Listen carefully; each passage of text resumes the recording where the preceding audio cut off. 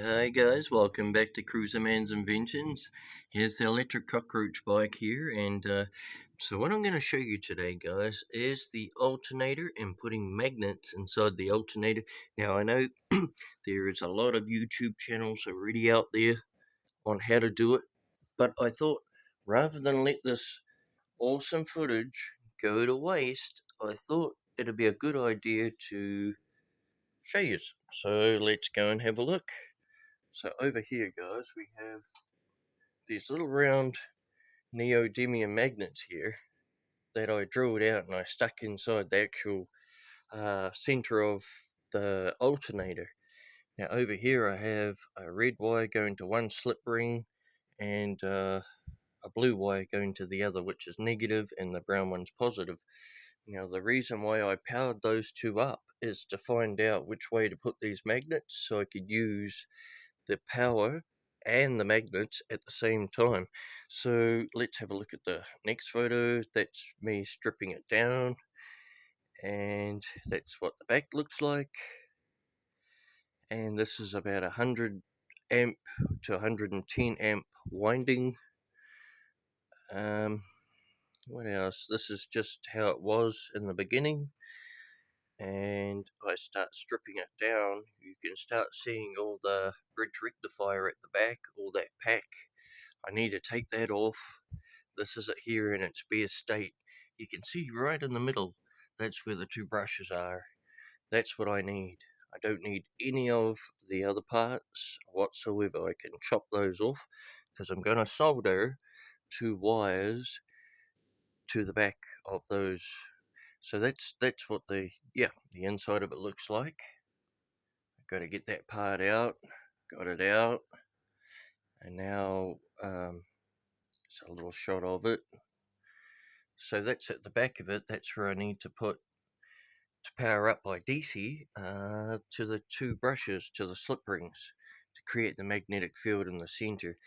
I pulled out all the guff in the center, which is the bridge rectifier and the regulator and brushes.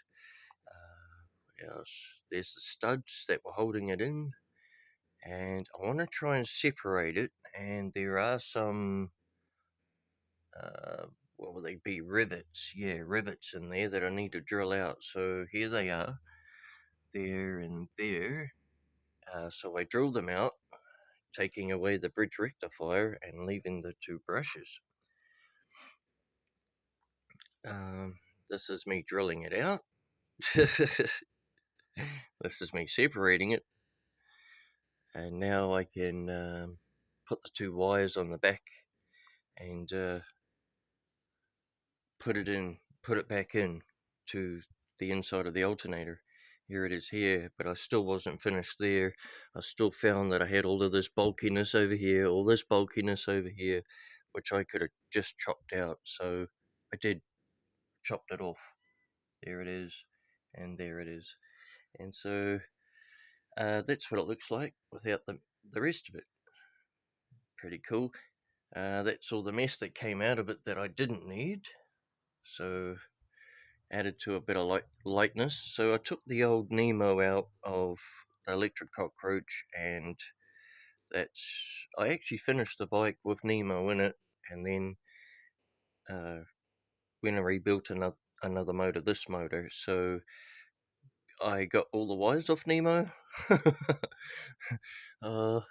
soldering them down to the back, the positive and the negative, to the brushes, and I think that was, soldered on. And then the three wires to the outside bridge coil here, which goes to the controller, and that's me finished sort of poking it back through the back of the alternator. That's the front, and that's the size difference between the 110 alternator and that other alternator, Nemo. So yeah, guys, let's have another look at it now. And it is actually all in there and all set up. I can flick the mag on now, which is powered up by these two batteries, 24 volts to the center mag. That creates the magnetic field now in the center. and I have my other 72 volts, or 76 it says, running to the outside field wires, which were those other 3 wires which are connected to the controller. Now if I could just slowly tilt the bike over a little bit without it running anywhere, right?